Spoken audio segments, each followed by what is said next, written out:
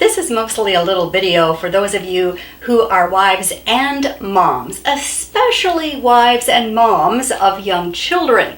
You might have noticed that your excitement over your sex life with your husband has changed a little bit. You know, there's something about when kids are nursing and then your husband wants to touch you and you're like, man, all I've been doing is being touched by people all day long, and maybe toddlers are hanging on your legs as you're trying to walk around the kitchen and you're exhausted, and then your husband wants to have sex and you're just not as excited as you used to be. Does this sound familiar to some of you?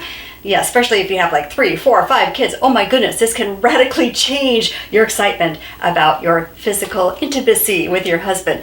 But I want to urge you to kind of press through that and to actually coach yourself on how important this particular element of your marriage is. You do not want to ignore this facet of your marriage, because if you do, if either one of you ignores that part of your marriage, it's going to set up the other one to stray. Now, I'm not saying you would be responsible for them sinning by going to somebody else, but you're kind of setting them up, teeing them up for a powerful temptation if you're not satisfying part of the reason that they married you. Let's be honest. If they didn't anticipate having sex with you, they could have just been best friends with you forever.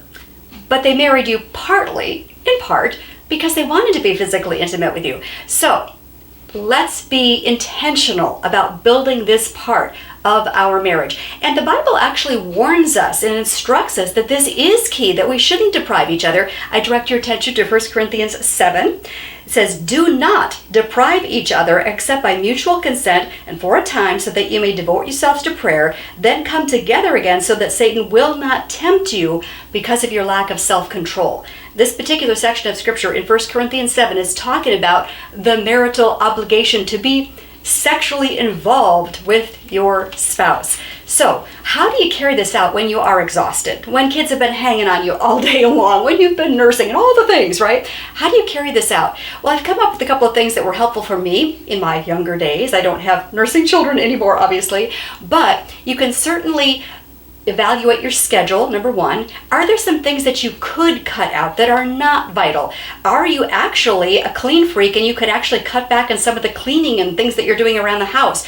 Are you volunteering at school? Could you cut that out for a season?